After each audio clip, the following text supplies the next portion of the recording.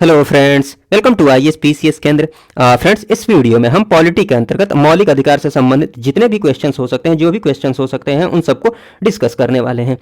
ये सारे के सारे क्वेश्चंस जो है ये घटना चक्र के क्वेश्चंस हैं। लगभग 140 क्वेश्चंस हैं इसमें। तो मैं पूरी कोशिश करूंगा स्पीड को मेंटेन रखते हुए सारे के सारे क्वेश्चंस को इसी वीडियो में डिस्कस कर दूं। लेक्चर वाला वीडियो अगर आपने देखा है तो इसमें आपको बहुत दिक्कत नहीं होने वाली है। फिर भी मैं जहाँ पर एक्सप्लेन करने की जरूरत होगी वहाँ एक्सप्लेन जरूर करूंगा ताकि आपको कोई दिक्कत नहीं हो। हाँ, डिस्क्रिप्शन बॉक्स में बाकी वीडियोज के लिंक दिए हुए हैं, आप जाकर उन वीडियोज को भी जरूर देख सकते हैं।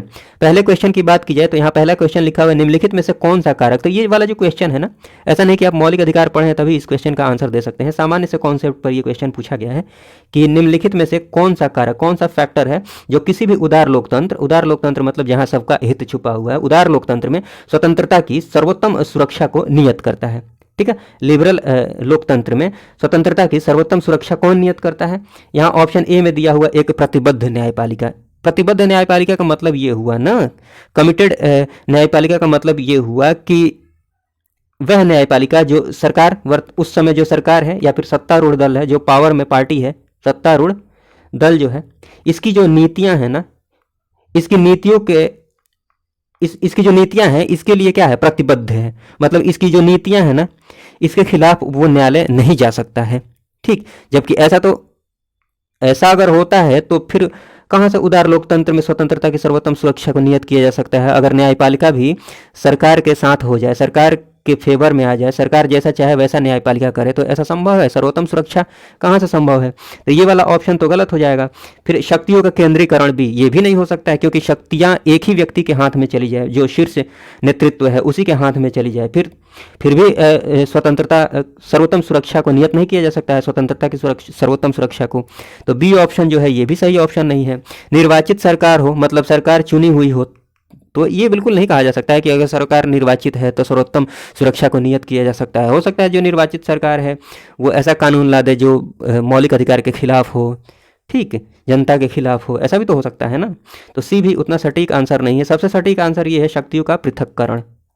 ठीक, शक्तियों का पृथक्करण, डी ऑप्शन सही ऑप्शन हो जाएगा। उसके बाद बात करते हैं, नेक्स्ट क्वेश्चन ये है कि निम्नलिखित में से कौन सा एक सही है। स्टेटमेंट क्या दिया है कि भारतीय संविधान में मूल अधिकारों को शामिल करने के लिए नेहरू रिपोर्ट 1928 ने समर्थन किया था। ये मैं लेक्चर वाले वीडियो में बता चुका हूँ इस बात को। ये वाला स्टेटमेंट बिल्कुल सही है, तो यही सही हो जाएगा। आगे क्या है, भारत सरकार अधिनियम 1935 ने मूल अधिकारों को प्रश्रय दिया। नहीं, मूल अधिकार नहीं थे वहाँ। अगस्त प्रस्ताव में नहीं, बात ही नहीं की गई थी मूल अधिकार की।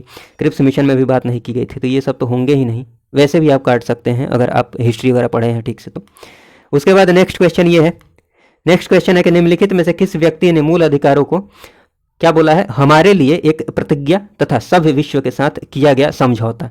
हमारे लिए एक प्रतिज्ञा तथा सभ्य विश्व के साथ किया गया समझौता कहा था मौलिक अधिकार को। तो ये एक स्टेटमेंट है, ये याद रख लीजिएगा, ये डॉक्टर एस राधाकृष्णन ने बोला था। डी ऑप्शन सही ऑप्शन हो जाएगा। ठीक, थोड़ा सा इस स्टेटमेंट को ध्यान रखिएगा। मौलिक अधिकार की बात की जाए, यहाँ पर एक मिनट इसको जूम कर लेता हूँ मैं। मौलिक अधिकार, नेक्स्ट क्वेश्चन है कि मौलिक अधिकार क्या है। ऑप्शन ए में है वाद योग्य है, बी अवाद्य योग्य, सी लचीला है, डी कठोर है। लेक्चर आपने देखा है तो सिंपल सा क्वेश्चन है। मौलिक अधिकार जो है ना ये वाद्य योग्य है, न्यायोचित है, न्याय योग्य है, जस्टिसिएबल है। मतलब इसकी जो व्यवस्था है, अगर मौलिक अधिकार का हनन किया जाता है तो आप डायरेक्ट सुप्रीम कोर्ट या हाई कोर्ट में चुनौती दे सकते हैं। ठीक, वाद्य योग्य है। उसके बाद बात की जाए तो ए ऑप्शन सही ऑप्शन हो जाएगा। नेक्स्ट क्वेश्चन है कि अधिकारों को मूल अधिकार कहा जाता है क्योंकि मूल अधिकार मैंने बताया था आपको, मूल अधिकार अर्थात फंडामेंटल राइट्स, बेसिक राइट्स, मतलब वे अधिकार जो किसी भी व्यक्ति के संपूर्ण व्यक्तित्व के विकास के लिए, संपूर्ण पर्सनालिटी के डेवलपमेंट के लिए जरूरी हैं, जिससे कि उसका संपूर्ण आध्यात्मिक या फिर बौद्धिक या फिर नैतिक विकास संभव हो सके। तो ये सारे जितने भी अधिकार हैं ना, ये भारत के संविधान के द्वारा भी भारतीय जनता को दिए गए हैं। ठीक है, भारतीय या फिर जैसे कि कुछ अनुच्छेद जो हैं मौलिक अधिकार में वो केवल भारतीय अर्थात नागरिकों को दिए गए हैं, और कुछ भारतीय और विदेशियों दोनों को दिए गए हैं। हालांकि वो अलग बात है। मैंने जो यहाँ पर मुझे बताना था वो ये बताना था कि मौलिक अधिकार वे हैं जो किसी भी व्यक्ति के संपूर्ण व्यक्तित्व के विकास के लिए जरूरी हैं, और ये भारतीय संविधान में भी उल्लिखित हैं। तो ये वाला स्टेटमेंट सही है, यह संविधान में उल्लिखित है। यह व्यक्तित्व के विकास के लिए आवश्यक होता है। चौथा भी सही है। संसद इसके विरुद्ध कानून नहीं बना सकती है, अनुच्छेद 13 में ये उल्लिखित है, संसद इसके विरुद्ध कानून नहीं बना सकती है। ठीक है, ये मैंने बताया है। 1 4 5, 1 4 5 सी ऑप्शन सही ऑप्शन हो जाएगा। ठीक है, नेक्स्ट क्वेश्चन ये है कि मौलिक अधिकार, मौलिक अधिकार आगे स्टेटमेंट पढ़ते हैं तब समझ में आएगा। स्टेटमेंट ए में क्या लिखा है, ए में क्या स्टेटमेंट है, कभी भी निलंबित नहीं किए जा सकते हैं। नहीं, ये वाला गलत है, काटते जाइए, इस जो गलत है उसको काटते जाइए। कभी भी निलंबित नहीं किए जा सकते हैं, निलंबित किए जा सकते हैं आपातकाल की स्थिति में। जब आपातकाल वाले मैं वो अनुच्छेद बताऊंगा ना तो वहाँ पर एक्सप्लेन कर दूंगा। पिछले वाले वीडियो में मैंने एक्सप्लेन नहीं किया है, फिलहाल आप ध्यान में रखिए कि निलंबित किए जा सकते हैं आपातकाल की स्थिति में। ठीक, तो इसको काट दीजिए। प्रधानमंत्री के निर्देशों से निलंबित किए जाते हैं, नहीं, राष्ट्रपति के निर्देशों से। ठीक है, तो ये भी काट दीजिए। राष्ट्रपति की इच्छा पर निलंबित हो सकते हैं। ठीक है, राष्ट्रपति की इच्छा पर निलंबित, आपातकालीन स्थिति में निलंबित किए जा सकते हैं, राष्ट्रपति की इच्छा पर निलंबित किए जा सकते हैं। मतलब ये वाला जो स्टेटमेंट है ना, पूरी तरह से सही नहीं है, हल्का फुल्का सही है। राष्ट्रपति की इच्छा पर निलंबित किए जा सकते हैं, लेकिन आपातकाल की स्थिति में, आपातकालीन स्थिति में निलंबित किए जा सकते हैं। ऑप्शन डी सही ऑप्शन हो जाएगा। ठीक है, चलिए उसके बाद बात की जाए। नेक्स्ट क्वेश्चन है कि भारत में मौलिक अधिकारों के संबंध में निम्न वक्तव्यों पर विचार कीजिए। इसमें बहुत सारे स्टेटमेंट्स दिए हुए हैं। देखिए, बहुत सारे स्टेटमेंट्स जहां पर आते हैं या फिर मैचिंग वाले क्वेश्चन है, वहां स्मार्ट स्ट्रेटजी की जरूरत पड़ती है। उससे क्या होगा कि आप उस क्वेश्चन को सॉल्व करने में एक तो टाइम बचा लेंगे, और एक क्या है कि सही आंसर को आसानी से टिक कर पाएंगे, सटीक आंसर को आसानी से टिक कर पाएंगे। और जो टाइम बचेगा उस टाइम को आप किसी और क्वेश्चन में यूटिलाइज कर सकते हैं। देखिए, यहाँ पर मैं समझाने की कोशिश करता हूँ। जैसे कि पहला वाला स्टेटमेंट दिया, ये मैंने बताया था कि ये राज्यकृत के विरुद्ध एक गारंटी है। बिल्कुल सही स्टेटमेंट है। राज्य जो भी करता है उसके विरुद्ध एक गारंटी का काम करता है मौलिक अधिकार, ये बताया था। तो आपको पता है कि ये पहला वाला स्टेटमेंट सही है, सही है। तो देखिए 1 कहां पर नहीं है, ऑप्शन में 1 कहां पर नहीं है, बी में नहीं है तो इसको काट दीजिए, ये तो होगा ही नहीं। डी में नहीं है, इसको काट दीजिए। देख रहे हैं, एक ही स्टेटमेंट से आप दो ऑप्शन को एलिमिनेट कर दिए। अब अगर आप, मैं नहीं बोल रहा है तुक्का मारना है, बट अब 2 ऑप्शन है तो 50% चांस है ना क्वेश्चन के सही होने के, ऑप्शन के सही होने के, अगर आप नहीं जानते हैं तब भी। अब समझ पा रहे होंगे मेरे कहने का मतलब, इसलिए मैं बोल रहा हूँ ये टेक्निक। हाँ, घर पे बैठे हैं तो सारे स्टेटमेंट्स को आराम से देखिए, बट ये आदत जरूर डालिए कि आपको क्वेश्चन को टैकल कैसे करना है। ये चीज़ें आपको काम देंगी एग्जाम हॉल में। पहला वाला स्टेटमेंट सही है, इसलिए ये काट दिया मैंने। ये संविधान के भाग 3 में सूचीबद्ध है, ये दोनों, ये भी स्टेटमेंट सही है। सामाजिक, आर्थिक या फिर राजनीतिक न्याय सुनिश्चित करता है मौलिक अधिकार, बिल्कुल ये तो सही है स्टेटमेंट। कंफ्यूज नहीं होइएगा, आगे जब हम नीति निदेशक तत्व पढ़ेंगे तो वहाँ देखेंगे कि राजनीतिक लोकतंत्र की स्थापना की बात कौन करता है, मूल अधिकार, जबकि सामाजिक आर्थिक लोकतंत्र की स्थापना की बात कौन करता है, नीति निदेशक तत्व। तो यहाँ न्याय की बात चल रही है, लोकतंत्र की बात मैं नहीं कर रहा, तो कंफ्यूज नहीं होइएगा। तीसरा ऑप्शन भी सही है। हाँ, चौथा ऑप्शन की बात, 1 2 3 दोनों सही है, तो 1 2 3 से ही काम हो जाएगा। सी ऑप्शन सही ऑप्शन हो जाएगा। 4 तो कहीं है ही नहीं इधर इन दोनों में। हालांकि 4 देख लीजिए क्या है, यह संयुक्त राज्य अमेरिका में, संयुक्त राज्य अमेरिका में अधिकारों के बिल की भांति नहीं है। कहने का मतलब ये है कि मौलिक अधिकार जो है ना, ये संयुक्त राज्य अमेरिका के संविधान से नहीं लिया गया है। इस स्टेटमेंट का कहने का मतलब ये है, बट आपको पता होगा कि मौलिक अधिकार का जो प्रावधान है ये अमेरिका के संविधान से लिया गया है। ठीक है, चौथा स्टेटमेंट गलत है, तो वो ध्यान रखिएगा। फिर आगे बात की गई है कि भारतीय संविधान में किस अनुच्छेद के अंतर्गत नागरिकों को मौलिक अधिकार प्रदान किए गए हैं। ए में है 112 से लेकर 115 तक, बी में है 12 से 35 तक। तो ये तो डायरेक्ट ही इस आंसर तक पहुंच सकते हैं, इसमें ज़्यादा दिमाग लगाने की जरूरत नहीं है। बी ऑप्शन सही ऑप्शन हो जाएगा। नेक्स्ट क्वेश्चन है कि भारतीय संविधान का कौन सा अनुच्छेद संवैधानिक प्रावधानों, कौन सा अनुच्छेद संवैधानिक प्रावधानों को संघीय संसद अर्थात केंद्र सरकार के द्वारा संसद में जो कानून बनाया जाता है, या फिर राज्य विधान पालिकाओं, राज्य के द्वारा विधानसभा में कानून जो बनाया जाता है के द्वारा बनाए गए नियम कानूनों पर प्राथमिकता प्रदान करता है। कौन सा अनुच्छेद है जो संवैधानिक प्रावधानों को प्राथमिकता प्रदान करता है, किस पर, जो संसद या फिर विधानसभा के द्वारा कानून बनाया जाता है, किसको प्राथमिकता देता है अनुच्छेद, संवैधानिक प्रावधानों को। तो ये सिंपल सा क्वेश्चन है। अनुच्छेद 13 जो है ये प्राथमिकता प्रदान करता है। अनुच्छेद 13 क्या बोलता है कि संसद हो या फिर विधानसभा हो, ये ऐसा कोई भी कानून नहीं बनाएंगे जो मौलिक अधिकार को छीनता हो या फिर उसको कम करने का प्रयास करता हो। ठीक है, तो ए ऑप्शन सही ऑप्शन हो जाएगा, थोड़ा सा ध्यान दीजिएगा। नेक्स्ट क्वेश्चन है कि भारतीय संविधान के अनुच्छेद 13 का मुख्य उद्देश्य निम्नलिखित में से किसके संदर्भ में संविधान की सर्वोच्चता सुनिश्चित करना है। तो सिंपल सा क्वेश्चन है, डायरेक्ट इसके आंसर पर जा सकते हैं। मौलिक अधिकार, बी, 1 मिनट। हाँ, तो उसके बाद क्या क्वेश्चन है, नेक्स्ट है कि नेक्स्ट ये है कि भारतीय संविधान में समता का अधिकार 5 अनुच्छेदों द्वारा प्रदान किया गया है। कहाँ से कहाँ तक, तो समता के अधिकार की बात की गई है अनुच्छेद 14 से लेकर 18 तक। ये बातें मैंने आपको बताई थी, तो ये सिंपल सा क्वेश्चन है, यहाँ ज़्यादा दिमाग लगाने की जरूरत नहीं है। सी ऑप्शन सही ऑप्शन हो जाएगा। उसके बाद बात करें 12 में, नेक्स्ट क्वेश्चन में, समानता का जो अधिकार है, समानता का अधिकार संविधान के निम्न अनुच्छेदों में से किनके अंतर्गत दिया हुआ है? ठीक है, समानता का अधिकार, समता का अधिकार। तो अच्छा, ये लगता है इसके आगे भी कुछ लिखा हुआ है तभी ऐसे दिया हुआ, हाँ बिल्कुल। तो समानता के अधिकार की बात की जाए तो मैंने अभी बताया है 14 से 18 तक समानता के अधिकार की बात की गई है। तो ये 13 जो दिया हुआ है इसको काट दीजिए, मतलब 14, 15, 16, 2, 3, 4, एक वाला नहीं होगा। अच्छा एक बात बताइए, जो मैं वो बता रहा था एलिमिनेशन टेक्निक, उसको अप्लाई कीजिए। मान लीजिए आपको नहीं पता है, आपको ये सब नहीं पता है कि समानता के अधिकार के अंतर्गत कौन से अनुच्छेद आते हैं, लेकिन आपको ये पता है कि अनुच्छेद जो 13 है ना, ये समानता का अधिकार नहीं प्रदान करता है। ये तो ये बताता है ना कि संसद या फिर विधानसभा कोई ऐसा कानून नहीं बनाएंगे जिससे कि मौलिक अधिकार का हनन हो या फिर मौलिक अधिकार को कम करने का प्रयास करे। तो अगर ये भी आपको पता है ना कि ये समानता का अधिकार नहीं प्रदान करता है एक, तो देखिए किस किस ऑप्शन में एक दिया हुआ है, उनको काट दीजिए। सिंपल सा क्वेश्चन है, बट मैं आपको थोड़ा सा आदत डालने की कोशिश कर रहा हूँ ताकि आप ऐसे सोचें।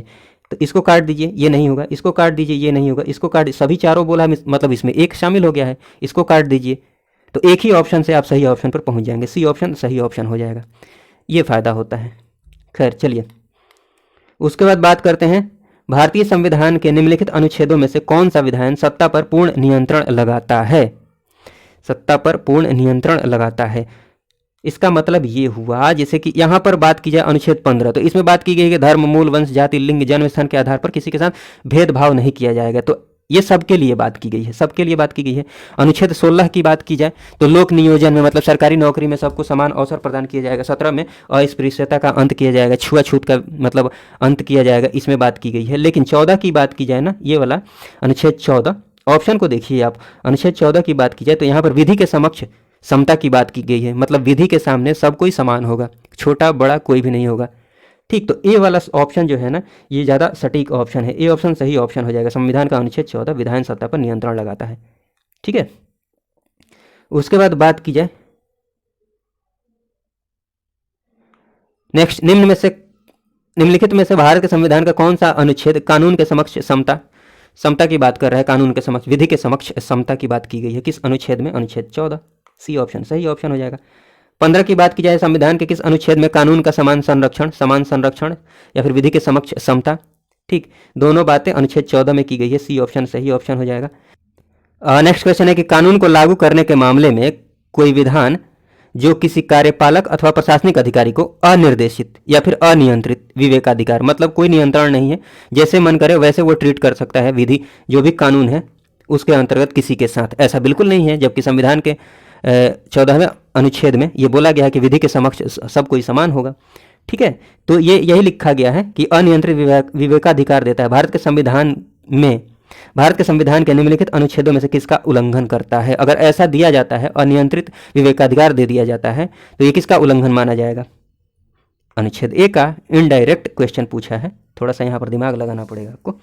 ए ऑप्शन सही ऑप्शन हो जाएगा।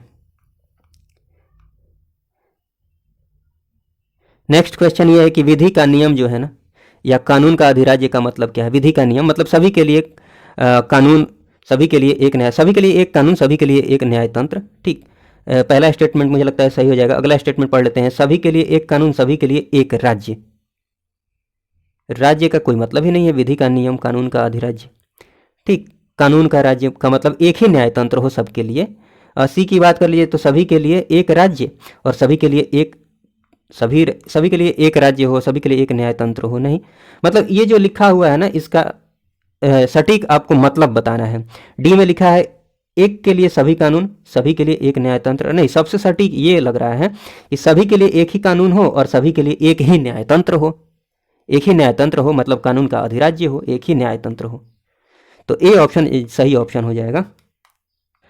नेक्स्ट क्वेश्चन है कि धर्म आदि के आधार पर विभेद का प्रतिषेध, ठीक है, एक मूल अधिकार है। अनुच्छेद 15 में ये बात की गई है।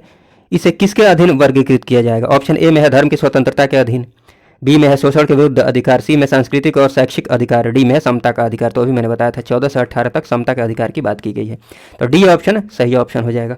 नेक्स्ट क्वेश्चन है कि संविधान के किस अनुच्छेद के अंतर्गत शिक्षण संस्थाओं में जिसमें गैर सरकारी या फिर गैर अनुदान प्राप्त सभी सम्मिलित हैं, अन्य पिछड़ा, अनुसूचित जाति और अनुसूचित जनजाति हेतु आरक्षण की सुविधा प्रदान की गई है? तो ये मैंने आपको बताया था, अनुच्छेद 15 क्लॉज 5 में ये बात की गई है, ठीक है ना, शिक्षण संस्थाओं में आरक्षण की बात। तो बी ऑप्शन सही ऑप्शन हो जाएगा। नेक्स्ट क्वेश्चन है कि संविधान के किन अनुच्छेदों के अनुसार ओबीसी अर्थात अन्य पिछड़ा वर्ग को आरक्षण के प्रावधान किए गए हैं? चलिए ऑप्शंस को देखते हैं। ऑप्शन ए में बात की गई है अनुच्छेद 13 और 14 की। 13 और 14 तो बिल्कुल नहीं सोच सकते हैं, थोड़ा भी दिमाग लगाएंगे, कॉन्सेप्ट का यूज करेंगे। तो अनुच्छेद 14-15 में बात करें तो 15 तो फिर भी सोच सकते हैं। 14 में विधि के समक्ष समता की बात की गई है, तो ये भी नहीं हो सकता है, आरक्षण की बात इसमें नहीं की जा सकती है। सी में बात कर ली जाए तो यहाँ पर धर्म, मूल वंश, जाति, लिंग, जन्म स्थान के आधार पर भेदभाव की बात की गई है, तो यहाँ पर उसको कम करने के लिए ये काम किया जा सकता है। और 16(4) में लोक नियोजन के विषय पर अवसर की समता की बात की गई है, तो यहाँ भाई आरक्षण की बात की जा सकती है, तो ये तो सोचा जा सकता है। अनुच्छेद 17 में अस्पृश्यता के अंत की बात की गई है, 18 में उपाधियों के अंत की बात की गई है। हालांकि आप ध्यान रखिएगा, ऑप्शन सी जो है ना, ये सही ऑप्शन है। अनुच्छेद 15(4) अर्थात अनुच्छेद 15 क्लॉज 4 और अनुच्छेद 16 क्लॉज 4 में ओबीसी के लिए आरक्षण की बात की गई है। ऐसे ही 15(6) और 16(6) में ईडब्ल्यूएस के लिए आरक्षण की बात की गई है, ठीक है, आर्थिक रूप से जो दुर्बल वर्ग हैं उनके लिए 103वें संविधान संशोधन 2019 के तहत, ठीक है। नेक्स्ट क्वेश्चन है कि भारतीय संविधान के निम्नलिखित अनुच्छेदों में से कौन सा एक लोक नियोजन के विषय में अर्थात सरकारी नौकरी के विषय पर भारत के सभी नागरिकों को अवसर की समता की प्रत्याभूति प्रदान करता है? कौन सा अनुच्छेद? तो ये तो नहीं होगा। बी वाले की बात की जाए तो हाँ, ये हो जाएगा 16(1), 16(2) में लोक नियोजन के अवसर पर समता की बात की गई है। बाकी जो अनुच्छेद है उसमें 16 के आरक्षण वगैरह की भी बात की गई है, तो वो वाला ध्यान में रखिएगा, 1 और 2। फिर नेक्स्ट क्वेश्चन ये है कि भारतीय संविधान में जैसा निहित है, निम्न में से कौन सा समानता के मौलिक अधिकार में सम्मिलित नहीं है? ठीक है, तो कानून के समक्ष समता ये तो है, सामाजिक समानता ये भी है, अवसर की समानता, आर्थिक समानता की बात नहीं की गई है, आर्थिक समानता की बात नहीं की गई है, तो डी ऑप्शन सही ऑप्शन नहीं हो जाएगा, ठीक है। कानून के समक्ष समानता ये तो मैंने बताया है ना 14, ठीक है। अवसर की समानता की बात की जाए तो अनुच्छेद 16, सामाजिक समानता अनुच्छेद 15 में बात की गई है, धर्म, मूल वंश, जाति, लिंग, जन्म स्थान के नाम आधार पर विभेद नहीं किया जाएगा। नेक्स्ट क्वेश्चन ये है कि कथन ये दिया हुआ, कथन में लिखा है सामाजिक, आर्थिक एवं राजनीतिक क्षेत्रों में समान आधार निर्मित करने के उद्देश्य से राज्य जो है वो असमान लोगों के लिए भिन्न व्यवहार कर सकता है। राज्य भिन्न व्यवहार कर सकता है, मान लीजिए जो गरीब हैं, ठीक है, दुर्बल लोग हैं, उनके लिए राज्य जो है विशेष प्रावधान कर सकता है, आरक्षण प्रदान कर सकता है, ये सारी चीज़ें हैं। तो ये स्टेटमेंट बिल्कुल सही है। यहाँ पर जो दूसरा स्टेटमेंट है कारण में जो लिखा हुआ है वो ये लिखा हुआ है कि समान लोगों में जो समान लोग हैं बराबर में हैं, विधि समान होगी और समान रूप से प्रशासित की जाएगी, ठीक है। दोनों स्टेटमेंट सही है, तो डी ऑप्शन जो है ना वो सही हो जाएगा। नेक्स्ट है कि निम्नलिखित में से किसने भारतीय न्यायालय को समान कार्य के लिए समान वेतन का मौलिक अधिकार निगमन करने हेतु सक्षम किया? अर्थात समान कार्य के लिए समान वेतन, समान कार्य के लिए समान वेतन का मौलिक अधिकार, समान कार्य के लिए समान वेतन को मौलिक अधिकार निगमन करने हेतु किसने सक्षम किया? देखिए, एक वाद हुआ था रणधीर सिंह बनाम, ये थोड़ा सा ध्यान रख लीजिएगा, बनाम भारत संघ 1982 में। इसके तहत ये निर्धारित किया गया कि प्रस्तावना में जो उल्लिखित समाजवाद शब्द है, अगर इसको समाजवाद शब्द को अनुच्छेद 14 और 16 के साथ मिलाकर पढ़ते हैं, ठीक, तो सर्वोच्च न्यायालय को कौन सी शक्ति प्राप्त होती है? समान कार्य के लिए समान वेतन को परिभाषित करने की शक्ति प्राप्त होती है। मतलब समान कार्य के लिए समान वेतन को मौलिक अधिकार परिभाषित करने की शक्ति प्राप्त होती है, ठीक है, सर्वोच्च न्यायालय को। किसको मिलाकर पढ़ने पर? समाजवाद को अनुच्छेद 14 और 16 के साथ, ठीक है। तो ये थोड़ा सा ध्यान रखिएगा। क्वेश्चन में क्या, ऑप्शन में क्या है? संविधान की प्रस्तावना में प्रयुक्त समाजवादी शब्द, ठीक है। ए को, मतलब इस वाले को 14 के साथ मिलाकर पढ़ने पर, ठीक है। ए को संविधान 16 के साथ मिला, ये तो पार्शियली सही है। ए बी सी सभी को मिलाकर पढ़ने पर इसको, तो ये तीनों सही है, अर्थात डी ऑप्शन सही हो जाएगा। फिर नेक्स्ट क्वेश्चन है कि भारतीय संविधान की प्रस्तावना में प्रयुक्त समाजवाद शब्द को निम्नलिखित किस अनुच्छेदों के साथ मिलाकर पढ़ने से सर्वोच्च न्यायालय को समान कार्य के लिए समान वेतन को मौलिक अधिकार परिभाषित करने की शक्ति प्राप्त हुई? ठीक है, सिंपल सा क्वेश्चन, अनुच्छेद 14 और 16 को, तो डी ऑप्शन सही ऑप्शन हो जाएगा। नेक्स्ट क्वेश्चन है कि संविधान के किस प्रावधान द्वारा अस्पृश्यता का उन्मूलन किया गया है? अनुच्छेद 17। सिंपल सा क्वेश्चन है। नेक्स्ट है कि भारतीय संविधान का कौन सा अनुच्छेद अस्पृश्यता का उन्मूलन करता है? सिंपल क्वेश्चन, अनुच्छेद 17। बी ऑप्शन सही ऑप्शन हो जाएगा। नेक्स्ट है कि भारतीय संविधान के निम्नलिखित में से किस अनुच्छेद के द्वारा अस्पृश्यता? सेम डी ऑप्शन सही हो जाएगा। उसके बाद है भारतीय संविधान का अनुच्छेद 17 का संबंध अस्पृश्यता के उन्मूलन से है। सी ऑप्शन सही हो जाएगा। नेक्स्ट क्वेश्चन है कि अनुसूचित जाति अनुसूचित जनजाति को किस अनुच्छेद के अंतर्गत मौलिक अधिकार, ठीक है, सामाजिक, आर्थिक, राजनीतिक और सांस्कृतिक अधिकार दिया गया है?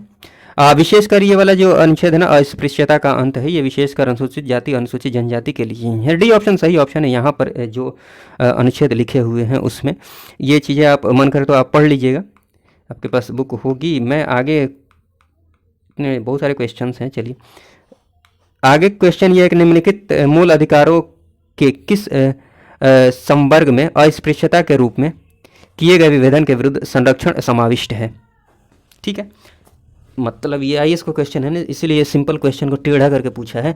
निम्नलिखित मूल अधिकारों के किस संवर्ग में, मूल अधिकार के ये संवर्ग है, मतलब ये मूल अधिकार से संबंधित वर्ग है। शोषण के विरुद्ध अधिकार, स्वतंत्रता का अधिकार, संवैधानिक उपचार का अधिकार, समता का अधिकार। तो अस्पृश्यता के रूप में किए गए विभेदन के विरुद्ध संरक्षण किस में समाविष्ट है? किस में वो है? अस्पृश्यता का अंत कौन से अधिकार में है? तो समता के अधिकार में है।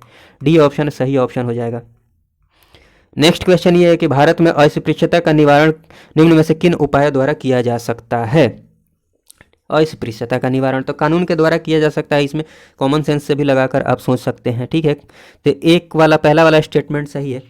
शिक्षा की उन्नति के द्वारा, बिल्कुल सही है, शिक्षा की उन्नति के द्वारा शिक्षित करके। तो बी वाला भी सही है, पहला दूसरा दोनों सही है।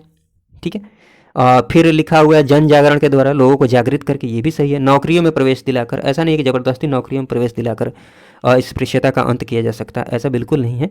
हाँ, ये तीनों बातें बिल्कुल सही हैं। तो इसमें कौन सा सही हो जाएगा? ए ऑप्शन सही ऑप्शन हो जाएगा।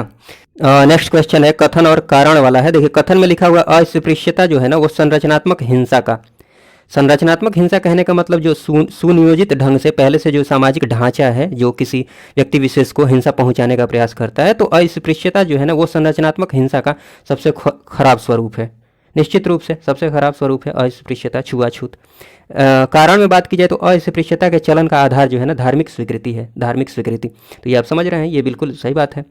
तो ए भी सही है और ये भी सही है और ये उसका स्पष्टीकरण भी है। तो ये ए जो स्टेटमेंट है ये सही, मतलब ए ऑप्शन जो है ना, सही ऑप्शन हो जाएगा। उसके बाद बात की गई कि भारतीय संविधान में क्या लिखा है कि भारतीय संविधान के निम्नलिखित अनुच्छेदों में से कौन भिन्न वर्ग में आता है? भिन्न वर्ग में आता है। देखिए, अनुच्छेद 14 की बात की जाए तो ये समता के अधिकार के अंतर्गत आता है। 15 भी समता के अधिकार के अंतर्गत आता है। सी 16 भी समता के अधिकार के अंतर्गत आता है। तो इस हिसाब से देखा जाए तो डी ऑप्शन सही ऑप्शन हो जाएगा। बट एक और नज़रिए से देखा जाए तो 15 जो है ना, अनुच्छेद 15, 16 और 19, ठीक, ये 15, 16, 19 ये केवल नागरिकों को प्राप्त है, मतलब भारतीयों को प्राप्त है। बट ये 14 जो है ना, ये दोनों को प्राप्त है, भारतीय और विदेशियों दोनों को। ठीक है, तो एक तरह से तो ये ऑप्शन सही हो जाएगा, एक तरह से ये ऑप्शन सही हो जाएगा। दोनों सही हो सकता है, यहाँ पर स्पष्ट नहीं है इसलिए इसको रहने देते हैं। दोनों तरीके से ऑप्शन सही हो सकता है, वो फिर आयोग पर डिपेंड करता है वो किसको सही मानता है। ये रीजनिंग वाला क्वेश्चन हो जाएगा ऐसे देखा जाए तो। नेक्स्ट क्वेश्चन ये है कि भारतीय संविधान में स्वतंत्रता का अधिकार जो है 4 अनुच्छेदों में प्रदान किया गया है, कहाँ से कहाँ तक? तो ये सिंपल सा क्वेश्चन है, अनुच्छेद 19 से लेकर अनुच्छेद 22 तक। ये ऑप्शन सही ऑप्शन हो जाएगा। फिर नेक्स्ट क्वेश्चन है कि भारतीय संविधान के किस अनुच्छेद में भाषण अर्थात स्पीच एवं अभिव्यक्ति की बात की गई है? ठीक, अनुच्छेद 19(1) क। तो यहाँ पर 19 से खाली दिया हुआ है, तो बी ऑप्शन सही ऑप्शन हो जाएगा। भारतीय संविधान का निम्नलिखित भारत के संविधान का निम्नलिखित में से कौन सा अनुच्छेद प्रेस की स्वतंत्रता? तो ये मैंने आपको बताया था कि अनुच्छेद 1 का जो है, जो भाषण एवं अभिव्यक्ति की स्वतंत्रता की बात करता है, इसी के तहत प्रेस की भी स्वतंत्रता मिलती है। ठीक, इसी में निहित है प्रेस की स्वतंत्रता। तो ये ऑप्शन सही ऑप्शन हो जाएगा, प्रेस की स्वतंत्रता। ठीक है, भारतीय संविधान का नेक्स्ट क्वेश्चन है एक मिनट। नेक्स्ट है कि भारतीय संविधान का कौन सा अनुच्छेद प्रेस की स्वतंत्रता को आश्वासित करता है? सेम क्वेश्चन है, अनुच्छेद बी। नेक्स्ट है कि भारत का संविधान स्पष्टतः प्रेस की आज़ादी, सेम क्वेश्चन। तो 1A, अनुच्छेद 19 1A, ए ऑप्शन सही ऑप्शन हो जाएगा। नेक्स्ट है कि भारत में समाचार पत्रों का स्वातंत्र्य किसमें उपबंधित है? तो अनुच्छेद 1A 19 1A, अनुच्छेद 19 क्लॉज 1 सब क्लॉज ए चाहे क। ठीक है, तो ए ऑप्शन सही ऑप्शन हो जाएगा। सीधा क्वेश्चन है, 1 मिनट।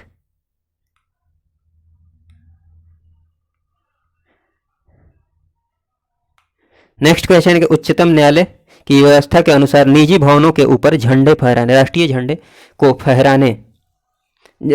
को फहराना किसके तहत हर नागरिक का मौलिक अधिकार है?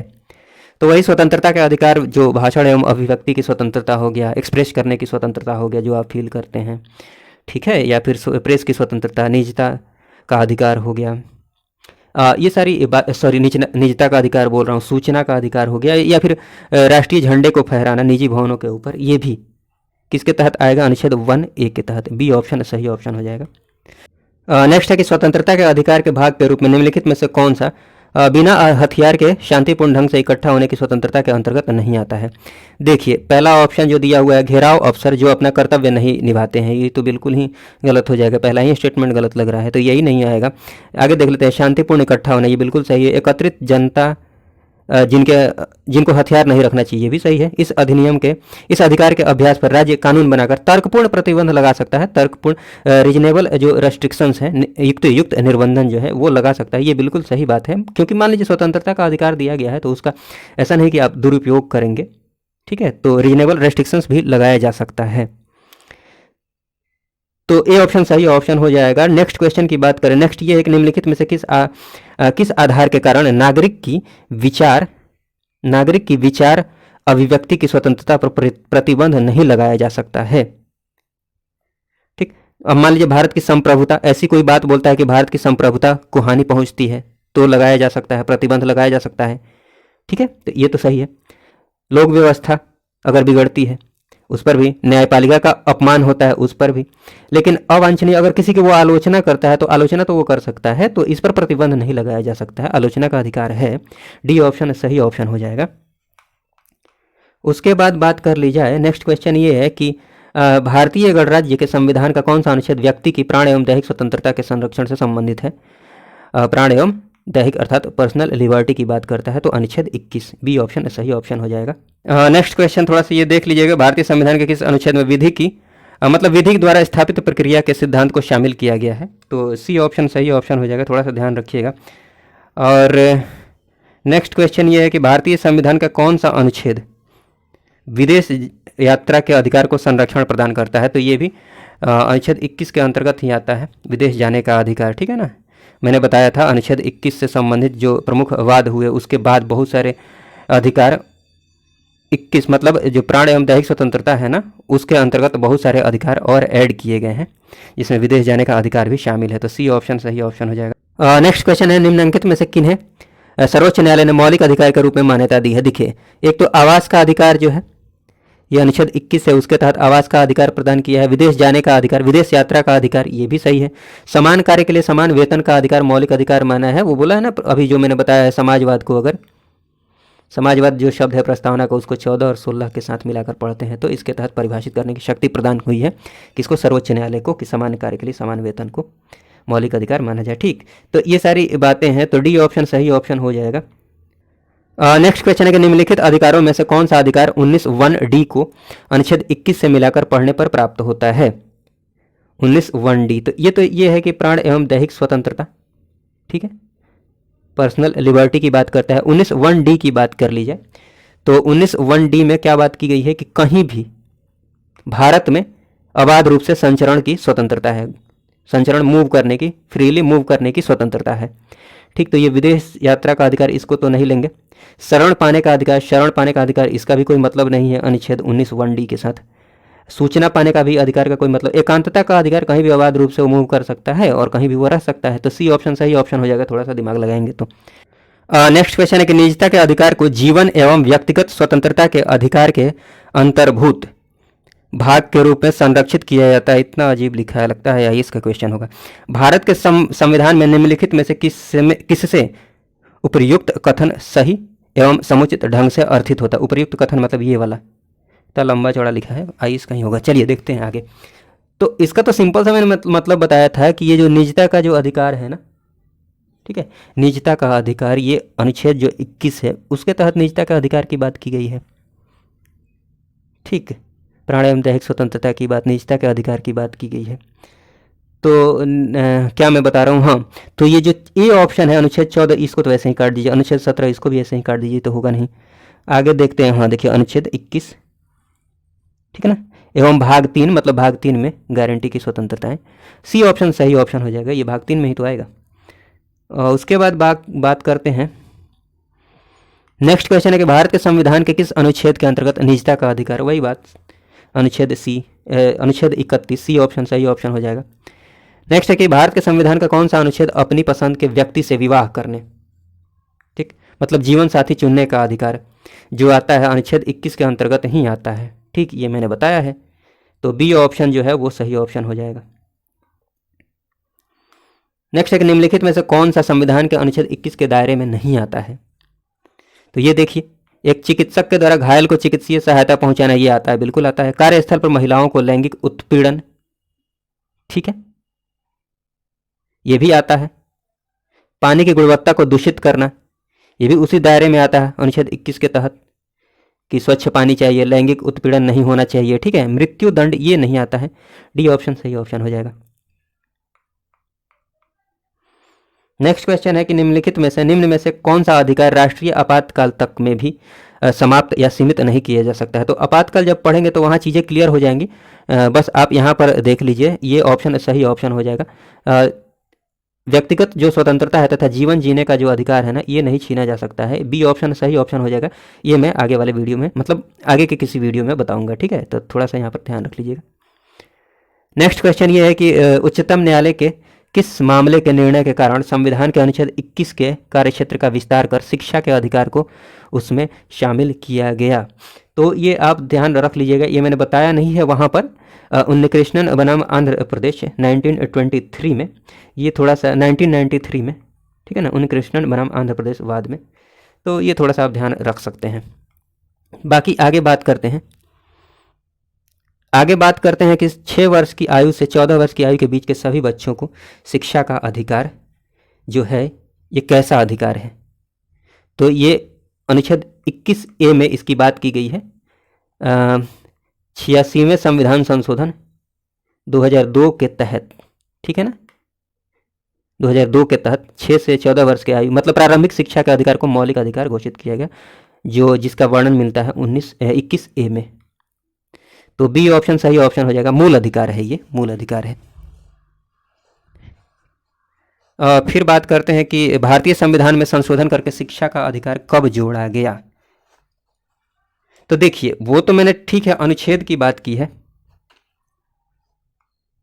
अनुच्छेद की बात की है, कहाँ पर गया, उस अनुच्छेद के तहत, अनुच्छेद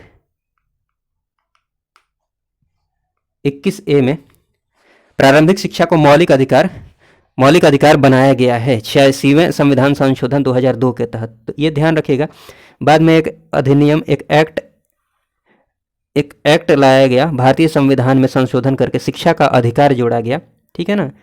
वो अधिनियम आया था शिक्षा का अधिकार अधिनियम 2009, ये लागू हुआ था 1 अप्रैल 2010 को, 1 अप्रैल 2010, थोड़ा सा 2010 है, ठीक है ना, 1 अप्रैल 2010, तो थोड़ा सा ध्यान रख सकते हैं, ए ऑप्शन सही ऑप्शन हो जाएगा, 1 अप्रैल 2010। नेक्स्ट क्वेश्चन है कि निम्न में से कौन सा एक मानव अधिकार भारतीय संविधान के अंतर्गत मौलिक अधिकार भी है। तो देखिए, सूचना का अधिकार, उसके बाद काम का अधिकार, मानवीय अधिकार है, ठीक है, मानव, निम्न में से कौन सा एक मानव अधिकार भारतीय संविधान के अंतर्गत मौलिक अधिकार भी है। काम का अधिकार, मकान का अधिकार, शिक्षा का अधिकार, सबको शिक्षा प्राप्त होनी चाहिए और ये मौलिक अधिकार भी है, सी ऑप्शन सही ऑप्शन हो जाएगा, सेम क्वेश्चन ही है। नेक्स्ट क्वेश्चन ये है कि कथन ए की बात की जाए तो इसमें राज्य 6 से 14 वर्ष के सभी बच्चों को निःशुल्क एवं अनिवार्य शिक्षा प्रदान करेगा, ठीक है। एक कारण में क्या लिखा है, एक प्रजातांत्रिक समाज में शिक्षा का अधिकार मानव अधिकार के रूप में विकास के अधिकार की व्याख्या के लिए अपरिहार्य है, दोनों बातें बिल्कुल सही है। ठीक है, तो इसीलिए ए ऑप्शन सही ऑप्शन हो जाएगा। ए और आर दोनों सही है और ए जो है ना, आर जो है उसका ए का सही स्पष्टीकरण है। नेक्स्ट क्वेश्चन ये है कि भारत के संविधान में शोषण के विरुद्ध अधिकार द्वारा निम्नलिखित में से कौन से परिकल्पित होते हैं। शोषण के विरुद्ध अधिकार की बात की जाए तो उसमें बात की गई है अनुच्छेद 23 में, 24 में बात की गई है कि मानव देह का व्यापार अर्थात बंधुआ मजदूरी अर्थात बेगारी का निषेध किया जाएगा। बिल्कुल बात सही है, तो ये तो सही स्टेटमेंट है 1। फिर अस्पृश्यता का उन्मूलन, देखिए अस्पृश्यता के उन्मूलन की बात नहीं की गई है उसमें, तो ये बी वाला काट दीजिए। देखिए दो किस में है, बी में है इसको काट दीजिए, इसमें डी में है इसको काट दीजिए, ए में है इसको काट दीजिए। मतलब दो ही स्टेटमेंट से आप सही आंसर तक पहुंच जाएंगे। सी ऑप्शन सही ऑप्शन हो जाएगा। आगे देख लीजिए, अल्पसंख्यकों के हितों की सुरक्षा की बात की गई है, विशेष रूप से अल्पसंख्यकों के हितों की सुरक्षा की बात की गई है 29-30 में, ठीक है ना। तो आगे हम देख लेंगे, कारखानों और खदानों में बच्चों के नियोजन का निषेध किया गया है, ठीक है, कहाँ पर, अनुच्छेद 24 में। और मानव देह का व्यापार और बंधुआ मजदूरी का निषेध किया गया है किसमें, अनुच्छेद 23 में। तो 23-24 1 और 4 शोषण के विरुद्ध अधिकार के अंतर्गत आते हैं, 1 और 4, तो सी ऑप्शन सही ऑप्शन हो जाएगा। नेक्स्ट क्वेश्चन है कि भारतीय संविधान का कौन सा अनुच्छेद बच्चों के शोषण के विरुद्ध मौलिक अधिकार से संबंधित है। अनुच्छेद 24 बच्चों के शोषण के विरुद्ध है, मतलब कारखानों आदि में 14 वर्ष से कम के बच्चों को काम पर नहीं लगाया जाएगा, ठीक है। नेक्स्ट क्वेश्चन ये है कि भारतीय संविधान के अनुच्छेद 24 जोखिमपूर्ण कार्यों से संबंधित कारखानों में बालकों के नियोजन को निषेध करता है। ऐसा निषेध है, कैसा निषेध है ये, पूर्ण रूप से निषेध किया गया है, ऐसा नहीं कि थोड़ा बहुत आंशिक या फिर युक्ति युक्त नैतिक, नहीं, पूर्ण रूप से निषेध किया गया है। ये ऑप्शन सही ऑप्शन हो जाएगा। फिर ये है नेक्स्ट क्वेश्चन कि भारत के संविधान के अंतर्गत कौन सा अनुच्छेद कारखानों में बालकों के नियोजन का प्रतिषेध करता है, ठीक है, बालकों अर्थात 14 वर्ष से कम के बच्चों का के नियोजन का प्रतिषेध करता है, अनुच्छेद 24। सेम क्वेश्चन है। नेक्स्ट है कि मूल अधिकारों से संबंधित संविधान के निम्नलिखित अनुच्छेदों में से कौन एक प्रत्यक्ष रूप से बालकों के शोषण से संबंधित है। सी ऑप्शन सही ऑप्शन हो जाएगा। Same question. फिर ICCPR, ठीक है ना, यानी international covenant on civil and political rights के अनुच्छेद इतना के द्वारा बाल अधिकार को सुरक्षित किया गया है, ठीक है। तो वही अनुच्छेद 24 जो है ना, ये वाला सही ऑप्शन हो जाएगा। सेम ही क्वेश्चन है, थोड़ा सा घुमा कर पूछा है। नेक्स्ट क्वेश्चन ये है कि संविधान का कौन सा अनुच्छेद दोष सिद्धि के संबंध में अभियुक्तों को दोहरे दंड एवं स्व अभिशंसन से संरक्षण प्रदान करता है। तो ये मैंने अच्छे से एक्सप्लेन किया है, आप लेक्चर वाला वीडियो देखे हैं तो इस बात को समझ जाएंगे। अनुच्छेद 20 में ये बात की गई है, डी ऑप्शन सही ऑप्शन हो जाएगा। देखिए वैसे भी 19 नहीं होगा, स्वतंत्रता, 1 मिनट, वाक्य एवं अभिव्यक्ति की स्वतंत्रता की बात की गई है, तो ये तो होगा नहीं। अनुच्छेद 21 प्राण एवं दैहिक स्वतंत्रता की बात की गई, यहाँ पर मतलब बात की गई है दोष सिद्धि के संबंध में अभियुक्तों को दोहरे दंड एवं स्व अभिशंसन से संरक्षण की बात, डी ऑप्शन सही ऑप्शन हो जाएगा। उसके बाद बात करते हैं किसी भी अपराध के लिए अभियुक्त को स्वयं अपने विरुद्ध गवाही, उसी में बात की गई है, स्वयं अपने विरुद्ध गवाह बनने के लिए बाध्य नहीं किया जा सकता है। वही सेम क्वेश्चन है, अनुच्छेद 20, ठीक है, ए ऑप्शन सही ऑप्शन हो जाएगा। उसके बाद बात करते हैं कि किसी व्यक्ति को एक ही अपराध के लिए बार बार माने एक बार से अधिक अभियोजित और दंडित नहीं किया जाएगा, ठीक, उसी में बात की गई है अनुच्छेद 20 में ही, तो बी ऑप्शन सही ऑप्शन हो जाएगा। ये देखिए, बंदी बनाए गए व्यक्ति के मौलिक अधिकारों की रक्षा किस अनुच्छेद से प्रदत्त है, ठीक, तो ये मैंने बताया था। इसका सही ऑप्शन क्या हो जाएगा, ऑप्शन डी, अनुच्छेद 22।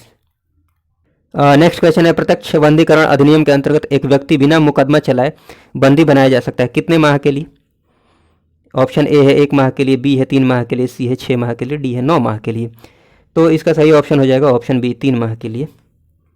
उसके बाद ये है कि प्रिवेंटिव डिटेंशन के अंतर्गत एक व्यक्ति को बिना मुकदमा चलाए बंदी बनाकर रखा जा सकता है 3 माह के लिए। सेम क्वेश्चन है, बी ऑप्शन सही ऑप्शन हो जाएगा। नेक्स्ट क्वेश्चन है, देखिए पीछे 1-2 क्वेश्चंस को मैंने स्किप किया होगा, तो जिनको स्किप किया हो आगे जब वीडियोज देखेंगे ना, आगे जो लेक्चर आएंगे उनको पढ़ने के बाद वो सारे क्वेश्चन आसानी से हो जाएंगे, ठीक है, इसलिए मैंने स्किप किया है। इसमें नेक्स्ट क्वेश्चन की बात की जाए तो धार्मिक स्वतंत्रता के अधिकार के प्रावधान के अंतर्गत सम्मिलित हैं, धार्मिक स्वतंत्रता के अधिकार। चलिए पढ़ते हैं। स्टेटमेंट, पहला स्टेटमेंट दिया है धर्म प्रचार करने का अधिकार है, बिल्कुल सही बात है, ये वाला सही है। पहला वाला देखिए, पहला वाला ऑप्शन में कहाँ पर नहीं दिया है, बी में नहीं दिया है, काट दीजिए इसको, सी में नहीं दिया है, काट दीजिए। ठीक है, देख रहे हैं, इनको काटने के बाद आराम से आपको बस ए और डी पर सोचना है। चलिए आगे सोचिए, आगे है कि सिखों को कृपा धारण करने एवं रखने का अधिकार है। ठीक है, ये भी सही है। राज्यों को समाज सुधारक विधि निर्माण करने का अधिकार है, बिल्कुल सही बात है। धार्मिक निकायों को लोगों का धर्म परिवर्तन कराने का, बिल्कुल गलत बात है, धर्म परिवर्तन कराने का अधिकार नहीं है, डी तो गलत ही हो जाएगा, ए ऑप्शन सही ऑप्शन हो जाएगा। ठीक है, नेक्स्ट क्वेश्चन ये कि संविधान के किस अनुच्छेद के अंतर्गत सिखों द्वारा कृपार धारण करना धार्मिक स्वतंत्रता का अंग माना जाता है। अनुच्छेद 25 में बात की गई है कि अंतःकरण की और धर्म को अबाध रूप से मानने, आचरण और प्रचार करने की स्वतंत्रता होगी, अनुच्छेद 25 के तहत। ठीक है, तो बी ऑप्शन सही ऑप्शन हो जाएगा। नेक्स्ट क्वेश्चन ये कि भारतीय संविधान का अनुच्छेद 25 का संबंध है धर्म की स्वतंत्रता से है, सी ऑप्शन सही ऑप्शन हो जाएगा। उसके बाद भारतीय संविधान के अनुच्छेद 25 में प्रयुक्त हिंदू शब्द किसे सम्मिलित नहीं करता है, थोड़ा सा ध्यान रख लीजिएगा। अनुच्छेद 25 में हिंदू शब्द किसे सम्मिलित नहीं करता है, तो बौद्ध को करता है, जैन भी हिंदू के अंतर्गत आते हैं, सिख भी, लेकिन पारसियों को सम्मिलित नहीं करता है, थोड़ा सा ध्यान रख लीजिएगा इस बात को। ठीक है, नेक्स्ट क्वेश्चन है कि संविधान के अनुच्छेद 25 के अनुसार धर्म स्वातंत्र का अधिकार जो है किसके अधीन नहीं है, किसके अधीन नहीं। देखिए, इसके अधीन तो आपको रहना है, सार्वजनिक जो व्यवस्था है उसको बनाए रखना, स्वास्थ्य की बात करें, सदाचार की बात करें, इसकी बात की गई है अनुच्छेद 25 में। लोक व्यवस्था, सदाचार और स्वास्थ्य के उपबंधों के अधीन रहते हुए सभी व्यक्तियों को अंतःकरण की स्वतंत्रता या फिर धर्म के अबाध रूप से मानने, आचरण करने और प्रचार करने की स्वतंत्रता होगी, लेकिन मानववाद की बात नहीं की गई है, तो डी ऑप्शन जो है ना वो सही ऑप्शन हो जाएगा। नेक्स्ट क्वेश्चन है संविधान के अनुच्छेद 26 में धार्मिक कार्यों के प्रबंध की स्वतंत्रता पर क्या प्रतिबंध लगाया गया है। सेम क्वेश्चन है, मतलब लोक व्यवस्था, सदाचार और स्वास्थ्य के अधीन रहकर ही धार्मिक कार्यों के प्रबंधन को स्वतंत्रता प्रदान की गई है। ठीक है, तो 1, 4 और 5, 1, 4, 5 कहाँ पर है, 1, 4, 5, डी ऑप्शन सही ऑप्शन हो जाएगा। नेक्स्ट है कि निम्नलिखित में से कौन एक सुमेलित नहीं है। अनुच्छेद 23 की बात की जाए तो मानव के दुर्व्यापार एवं बलात् श्रम का प्रतिबंध, अनुच्छेद 23 में बात की गई है, सही बात है, ये तो सुमेलित है। 24 में कारखानों आदि में बालकों के नियोजन का प्रतिबंध, ठीक है। अनुच्छेद 26 में धार्मिक कार्यों के प्रबंधन की स्वतंत्रता, ये भी सही है। अनुच्छेद 29 में बात की जाए तो शिक्षण संस्थान जो भी है, शिक्षण संस्थानों की स्थापना नहीं, ये 29 में नहीं 30 में बात की गई है कि स्थापना करने का अल्पसंख्यक वर्गों का अधिकार। डी ऑप्शन गलत सुमेलित है, तो डी ऑप्शन सही ऑप्शन हो जाएगा। नेक्स्ट क्वेश्चन ये है, नेक्स्ट है कि निम्नलिखित में से सुमेलित नहीं है, वही सेम, तो पहला वाला सुमेलित है, दूसरे वाले की, पहला वाला सुमेलित है, दूसरे वाले की बात की जाए तो अल्पसंख्यक वर्गों के हितों के संरक्षण 29, ये भी सुमेलित है।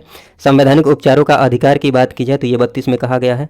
शिक्षण संस्थाओं की स्थापना तथा ये बात जो की गई है ना, शिक्षण संस्थाओं की स्थापना 30 में की गई है, 31 गलत है, तो डी ऑप्शन सही ऑप्शन हो जाएगा। फिर नेक्स्ट क्वेश्चन है, भारतीय संविधान का कौन सा अनुच्छेद अल्पसंख्यकों को अपनी मनपसंद शिक्षण संस्थाओं को स्थापित करने एवं संचालित करने के लिए अधिकार प्रदान करता है, वही सेम क्वेश्चन, डी अनुच्छेद 30।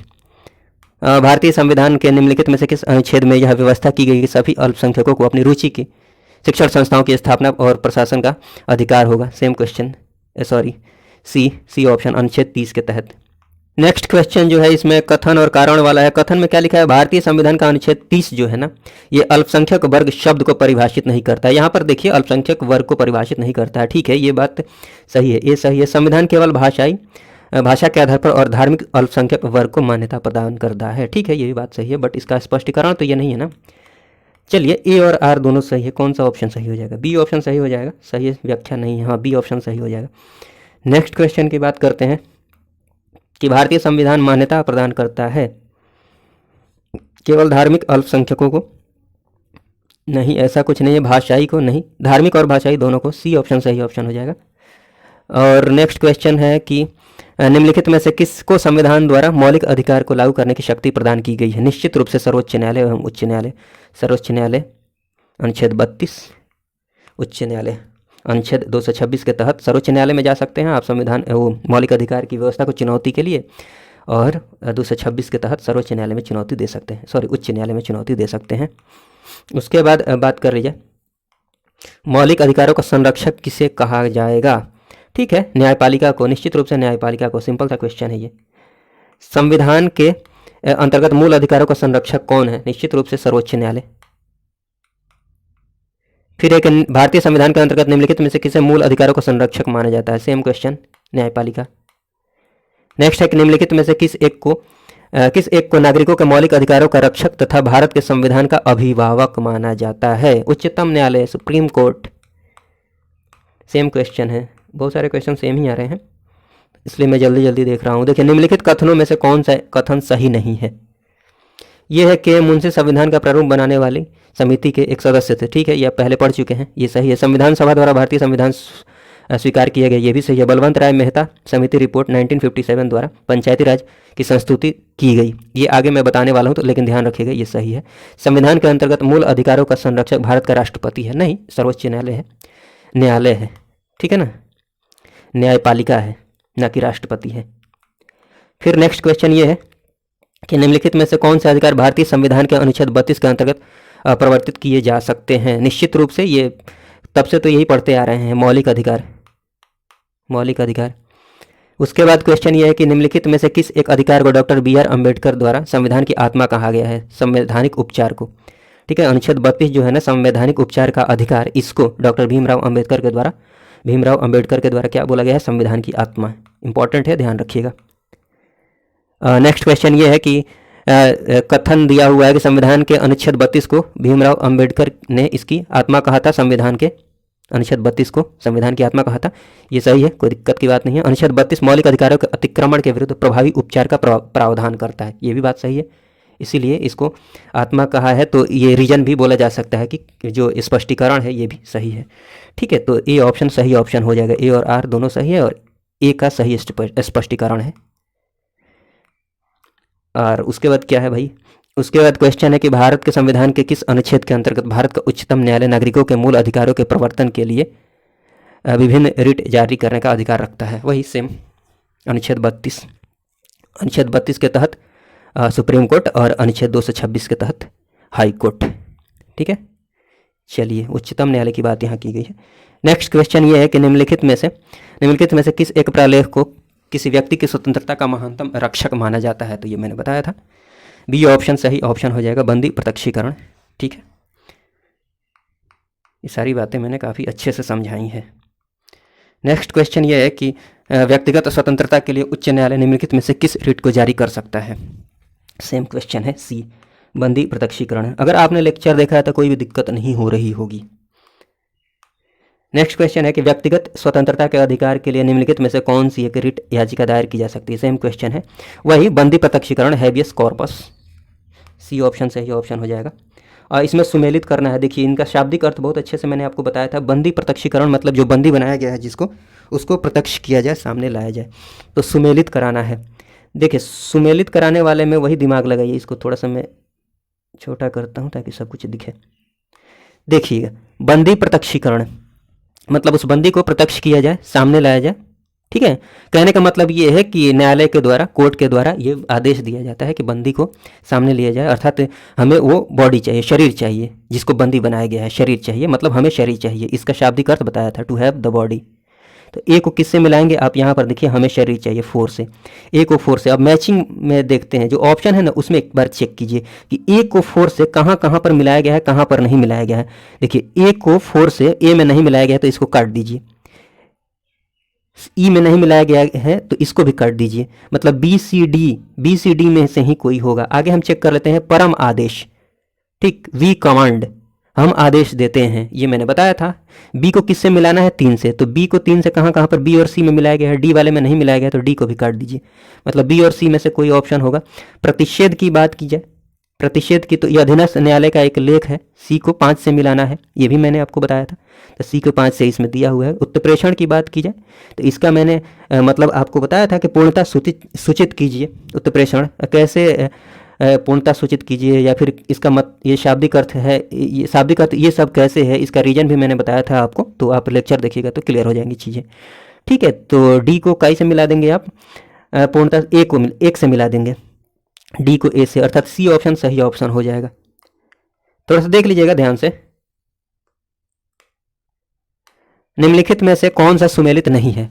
बंदी प्रत्यक्षीकरण, मतलब टू हैव द बॉडी, मतलब हमें शरीर चाहिए, तो ये तो सुमेलित है। परम आदेश, वी कमांड, हम ऑर्डर करते हैं, हम आदेश देते हैं, ये भी सही है। प्रतिषेध, ठीक नहीं, प्रतिषेध टू बी सर्टिफाइड नहीं होगा, ये है उत्प्रेषण के लिए टू बी सर्टिफाइड, तो सी ऑप्शन जो है ना ये सुमेलित नहीं है। अधिकार परीक्षा बाय व्हाट अथॉरिटी, ये भी सही है, सी ऑप्शन सही ऑप्शन हो जाएगा। नेक्स्ट क्वेश्चन है, निम्नलिखित संवैधानिक उपचारों में से किसे पोस्टमार्टम भी कहा जाता है? देखिए ये क्वेश्चन का आंसर मैं आप पर छोड़ता हूँ, हालांकि आयोग की तरफ से, बीपीएससी की तरफ से जो आंसर दिया गया था वो डी दिया गया था, लेकिन यहाँ पर एक्सप्लेनेशन है कि ई ऑप्शन सही हो सकता है, मुझे भी लगता है, बट आप कमेंट बॉक्स में ज़रूर बताइए कि आपके अकॉर्डिंग क्या आंसर होना चाहिए। ठीक है, उसके बाद बात करते हैं कि एक ऐसी याचिका जो न्यायपालिका द्वारा जारी की जाती है, ठीक है, तथा जिसमें कार्यपालिका से कहा जाता है कि वह ऐसा कार्य करे जो उसे प्रदत्त शक्तियों के अंतर्गत करना चाहिए, उस रिट को क्या बोला जाता है? बताइए। तो इसका सही ऑप्शन हो जाएगा परम आदेश, मतलब वी कमांड, हम ऑर्डर देते हैं कि आपको जिस कार्य के लिए नियुक्त किया गया है आप उस कार्य को करिए। बी ऑप्शन मैंडेमस, अर्थात परम आदेश, वी कमांड, वी ऑर्डर, हम आदेश देते हैं। नेक्स्ट क्वेश्चन ये है कि देखिए ये मिलान कराना है, इधर की तरफ अनुच्छेद दिए हुए, ये सारे अनुच्छेद हम देख चुके हैं और इधर की तरफ जो भी प्रावधान है, तो ये आसानी से आप मिलान करा सकते हैं, मैं इसको स्किप करता हूँ, आप खुद से मिला लीजिएगा, बहुत मुश्किल क्वेश्चन है, ये आसान सा क्वेश्चन है, ठीक है। उसके बाद बात करते हैं, ये भी सिंपल सा ही क्वेश्चन है, निम्नलिखित में से कौन सही सुमेलित नहीं? अस्पृश्यता का अंत की बात की गई है, बिल्कुल ये सही है।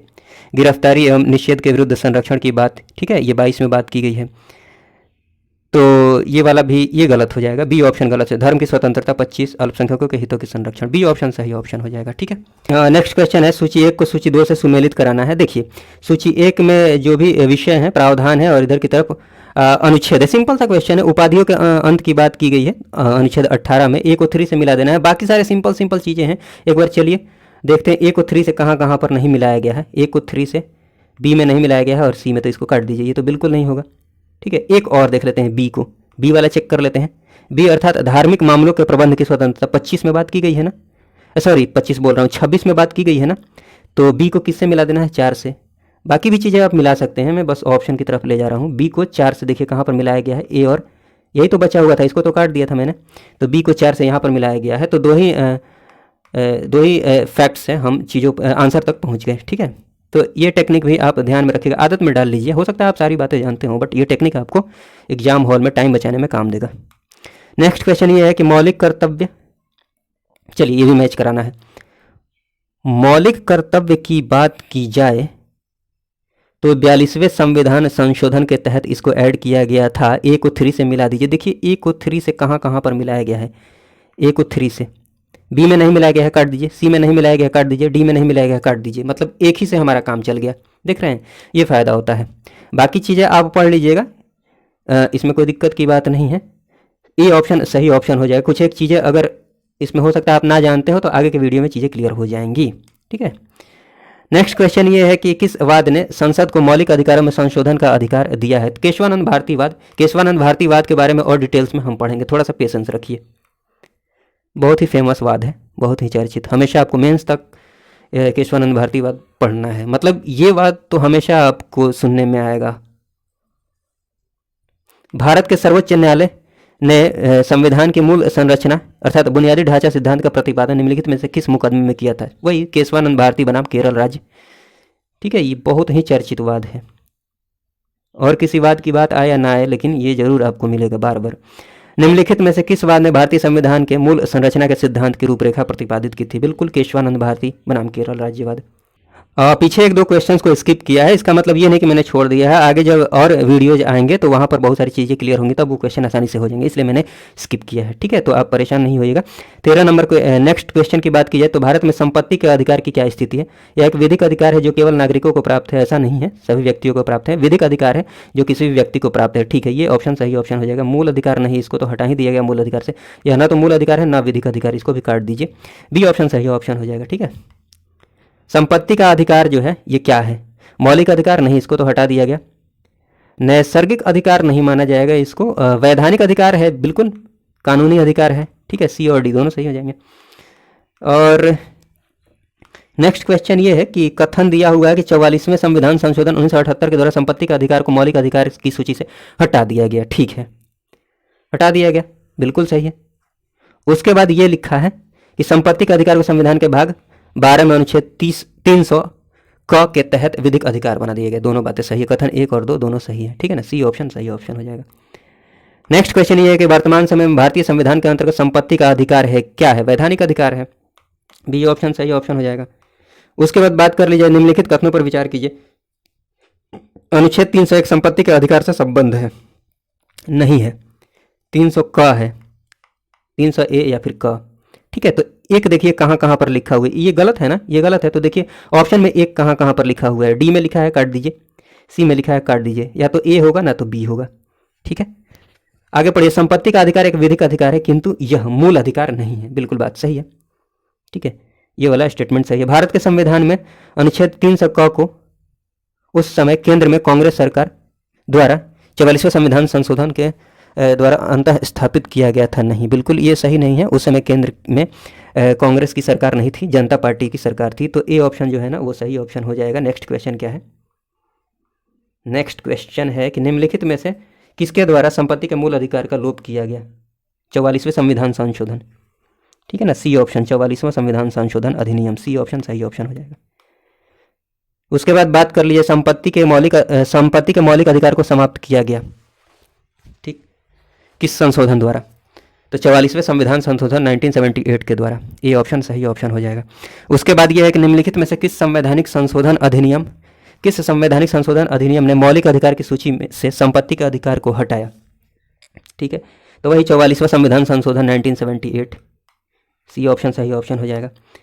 फिर बात करते हैं किस संविधान संशोधन द्वारा संपत्ति के अधिकार को समाप्त किया गया? 44वें संविधान संशोधन। नेक्स्ट है कि भारतीय संविधान के 44वें संविधान संशोधन से मौलिक अधिकार की श्रेणी से निम्नलिखित में से किस अधिकार को हटा दिया गया? संपत्ति के अधिकार को, सी ऑप्शन सही ऑप्शन हो जाएगा। ये सब डायरेक्ट आंसर इसका आप दे सकते हैं, इसमें ज़्यादा दिमाग लगाने की जरूरत है नहीं। नेक्स्ट है कि जिस संविधान संशोधन से नागरिकों के संपत्ति का अधिकार का मूल अधिकार की सूची से निष्कासन किया गया, वह अधिकार कौन सा, वह संशोधन कौन सा संशोधन है? तो 44वां संविधान संशोधन 1978। नेक्स्ट क्वेश्चन है, निम्नलिखित में से कौन सा मौलिक अधिकार नहीं है? समानता का अधिकार मौलिक अधिकार है, शोषण के विरुद्ध अधिकार मौलिक अधिकार है, धार्मिक स्वतंत्रता का अधिकार मौलिक अधिकार है, सी संपत्ति का अधिकार मौलिक अधिकार नहीं है, इसको हटा दिया गया, ठीक है। तो सी ऑप्शन सही ऑप्शन हो जाएगा। नेक्स्ट क्वेश्चन है कि निम्नलिखित में से कौन सा मूल अधिकार भारतीय संविधान में नागरिकों को नहीं दिया गया है?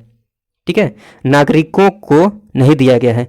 संवैधानिक प्रतिकार का अधिकार दिया गया है, संवैधानिक उपचार का अधिकार दिया गया है, ए ऑप्शन सही ऑप्शन है। संपत्ति का अधिकार था लेकिन इसको हटा दिया गया है। शांतिपूर्ण एकत्र होने का अधिकार दिया गया है, देश भर में आज़ादी के साथ कहीं भी आने जाने का अधिकार दिया गया है, बी ऑप्शन सही ऑप्शन हो जाएगा। नेक्स्ट क्वेश्चन है कि निम्नलिखित में से कौन सा भारत के संविधान द्वारा प्रदत्त 6 मूल अधिकारों में से नहीं है? तो समानता का अधिकार तो है लेकिन विरोध का अधिकार, ऐसा कोई अधिकार हमने नहीं पढ़ा है, तो यही ऑप्शन सही ऑप्शन हो जाएगा। ये वाला विरोध का अधिकार इसमें नहीं है 6 मूल अधिकारों में, तो बी ऑप्शन सही ऑप्शन हो जाएगा। हालांकि आगे भी पढ़ लेते हैं क्या है। शोषण के विरुद्ध अधिकार ये है, धर्म की स्वतंत्रता का अधिकार ये भी है, बी ऑप्शन सही ऑप्शन हो जाएगा, ठीक है। आगे दिया हुआ है कि भारतीय संविधान में निम्न में से कौन सा अधिकार प्रदान नहीं करता है? भारतीय संविधान निम्न में से कौन सा अधिकार नहीं प्रदान करता है? तो देखिए, समानता का अधिकार प्रदान करता है, धर्म पालन करने का अधिकार, स्वतंत्रता का अधिकार, समान आवास का अधिकार, ऐसी कोई बात नहीं कही गई है, ठीक है, ऐसी कोई बात नहीं कही गई है, तो ए ऑप्शन सही ऑप्शन हो जाएगा। देखिए, आवास का अधिकार अनुच्छेद 21 के तहत वो अलग बात हुई, लेकिन ये समान आवास का अधिकार, सबको समान आवास मिले, ऐसी कोई बात नहीं कही गई है, ठीक है। तो ए ऑप्शन सही ऑप्शन हो जाएगा, कंफ्यूज नहीं होइएगा। नेक्स्ट क्वेश्चन है कि निम्नलिखित में से कौन सा मूल अधिकार भारतीय संविधान में नागरिकों को नहीं दिया गया है? देश के किसी विभाग में बसने का अधिकार ये दिया गया है। लिंग समानता का अधिकार ये अनुच्छेद 15 में बात की गई है। सूचना का अधिकार और शोषण के विरुद्ध अधिकार ये भी बात की गई है। सूचना का अधिकार की बात की जाए तो देखिए, ये वैसे एक विधिक अधिकार है, विधिक अधिकार है सूचना का अधिकार। हालांकि ये देखिए डायरेक्टली संविधान में मौलिक अधिकार में इसका वर्णन नहीं मिलता है, लेकिन बहुत सारे सर्वोच्च न्यायालय ने अपने निर्णयों में सूचना के अधिकार को अनुच्छेद 21 में सन्निहित मतलब निहित माना है, ठीक, सूचना के अधिकार को उसके अंदर माना है, अनुच्छेद 21 के अंदर निहित माना है। हालांकि ये एक विधिक अधिकार है, तो इसमें जो सटीक आंसर जो हो जाएगा ये तो डायरेक्ट दिखता है, सी ऑप्शन सही ऑप्शन हो जाएगा ऑप्शन के अकॉर्डिंग, ठीक है। नेक्स्ट क्वेश्चन है कि किसी को राष्ट्रगीत गाने के लिए बाध्य नहीं किया जा सकता है, ऐसा क्यों? क्योंकि इससे वाक मतलब स्पीच भाषण स्वतंत्र और अभिव्यक्ति स्वतंत्र, वाक स्वतंत्र और अभिव्यक्ति स्वतंत्र के अधिकार का उल्लंघन होगा। निश्चित रूप से वो जो चाहेगा वो एक्सप्रेस करके वो जो फील कर रहा है, ठीक है, तो ये सही है। उसके बाद बात की गई इसे अंतःकरण, मतलब उसका जो मन कर रहा है, आत्मा उसकी जो बोल रहा है, अंतःकरण की धर्म को अबाध रूप से आचरण और प्रचार करने की स्वतंत्रता के अधिकारों का उल्लंघन होगा, ठीक है। नेक्स्ट ये है कि राष्ट्रगीत गाने के लिए किसी को बाध्य करने वाला कोई विधिक उपबंध नहीं है। तीनों बातें सही हैं, तीनों बातें सही हो सकती हैं, तो सी ऑप्शन सही हो जाएगा, ठीक है, सी सही हो जाएगा। उसके बाद बात करें, नेक्स्ट क्वेश्चन ये है कि उन मौलिक अधिकारों का चयन करें जो नागरिकों को प्राप्त है परंतु गैर नागरिकों को नहीं। तो मैंने बताया था कि अनुच्छेद 15, 16, 19, 29 और 30 ये नागरिकों को प्राप्त है, मतलब भारतीयों को प्राप्त है, केवल भारतीयों को, ठीक है। अब देखिए अनुच्छेद 15 भाषण एवं अभिव्यक्ति की स्वतंत्रता 19 के अंतर्गत, तो ये सही है, ये प्राप्त है।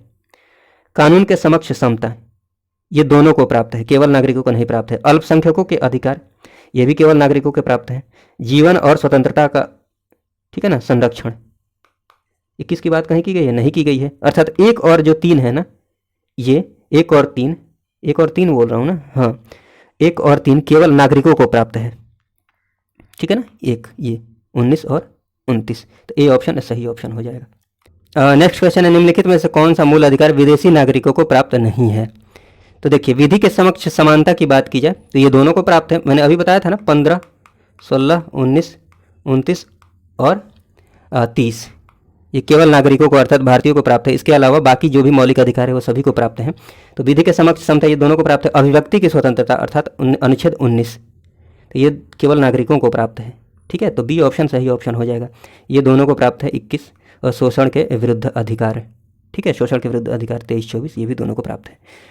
चलिए उसके बाद बात कर लेते हैं, नेक्स्ट क्वेश्चन है, भारतीय संविधान के अंतर्गत निम्नलिखित अधिकारों में से कौन सा एक अधिकार सभी व्यक्तियों को प्राप्त है। सभी व्यक्तियों को प्राप्त है। विधि के समान संरक्षण का अधिकार, भेदभाव के विरुद्ध अधिकार, अभिव्यक्ति की स्वतंत्रता का अधिकार, सांस्कृतिक एवं शैक्षणिक अधिकार, तो ये तीनों जो बातें हैं ना केवल नागरिकों को प्राप्त है, ये सबको प्राप्त है। नेक्स्ट क्वेश्चन है कि निम्नांकित अधिकारों में से कौन से अधिकार भारत में सभी व्यक्तियों को उपलब्ध नहीं है, मतलब केवल भारतीय नागरिकों को ही उपलब्ध है, सभी को नहीं। तो विधि के समक्ष समानता ये सभी को उपलब्ध है, तो एक जहाँ जहाँ पर दिख रहा है उसको काट दीजिए, बी को काटिए, ए को काटिए, सी को काटिए, बताइए, एक से ही हमारा काम चल गया। हालांकि आगे भी देख लेते हैं। भेदभाव के विरुद्ध अधिकार, देश भर में स्वतंत्र भ्रमण का अधिकार, चुनाव लड़ने का अधिकार, ये केवल भारतीय नागरिकों को अधिकार है, जो नागरिक है उनको ही अधिकार है। तो डी ऑप्शन सही ऑप्शन हो जाएगा। ये सबको नहीं अधिकार है, केवल नागरिकों को इसका अधिकार है, ठीक है। नेक्स्ट क्वेश्चन, नेक्स्ट है कि भारतीय संविधान द्वारा प्रदत्त निम्न में से कौन सा अधिकार गैर नागरिकों को भी उपलब्ध है। गैर नागरिकों को भी उपलब्ध है, मतलब केवल नागरिकों को नहीं। जैसे अभिव्यक्ति की स्वतंत्रता, ठीक है, केवल नागरिकों को उपलब्ध है। देश के किसी भी भाग में घूमने एवं बसने की स्वतंत्रता अनुच्छेद 19 के तहत, ये केवल, अभी तो बताया मैंने, 15, 16, 19, 5 ये याद रख लीजिए, 29, 30 ये केवल नागरिकों को प्राप्त है, बाकी सब दोनों को। देश के किसी भी भाग में, तो ये दोनों को प्राप्त, केवल नागरिकों को प्राप्त है। अभिव्यक्ति की स्वतंत्रता केवल नागरिकों को, संपत्ति अर्जित करने की केवल नागरिकों को, संवैधानिक निराकरण का अधिकार अनुच्छेद 32 की बात की जाए, ठीक, तो ये दोनों को प्राप्त है। डी ऑप्शन सही ऑप्शन हो जाएगा। नेक्स्ट क्वेश्चन है कि भारत में रहने वाले ब्रिटिश नागरिक दावा नहीं कर सकते हैं। ये बाहर के हो गए, ब्रिटिश नागरिक हो गए, काहे की दावा नहीं कर सकते हैं। व्यापार और व्यवसाय की स्वतंत्रता का अधिकार, ये 19 के अंतर्गत आता है, ये केवल नागरिकों को प्राप्त है, ये वाला।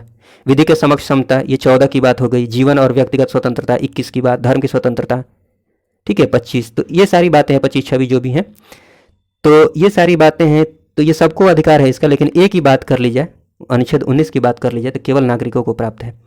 ये एक ही बात मैं कब से बोल रहा हूँ, आप समझ गए होंगे।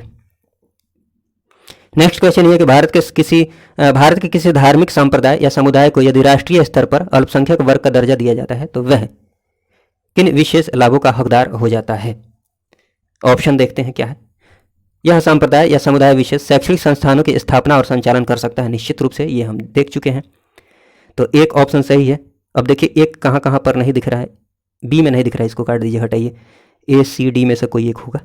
नेक्स्ट है कि भारत के राष्ट्रपति स्वयं इस संप्रदाय के एक प्रतिनिधि को लोकसभा में मनोनीत कर देते हैं, ऐसा कुछ तो नहीं कहा गया है। बी ऑप्शन बिल्कुल सही नहीं होगा, बी नहीं होगा, मतलब दूसरा गलत है। देखिए दूसरा कहाँ कहाँ पर दिया हुआ है, तो दूसरा यहाँ पर दिया है डी में, इसको काट दीजिए, ये नहीं होगा। इन दोनों में से कोई होगा। यह संप्रदाय, अब ये काटने का कोई फायदा नहीं हुआ, तीनों स्टेटमेंट हमें पढ़ना ही पड़ेगा। चलिए, यह संप्रदाय प्रधानमंत्री के 15 पॉइंट कार्यक्रम के लाभ प्राप्त कर सकते हैं। 15 पॉइंट कार्यक्रम क्या है ये बाद में मैं आपको बता देता हूँ, लेकिन आप ये ध्यान में रखिएगा कि सी ऑप्शन सही ऑप्शन हो जाएगा। ठीक है, तो चलिए फ्रेंड्स, इस वीडियो को देखने के लिए आपका बहुत बहुत धन्यवाद। जय हिंद, जय भारत।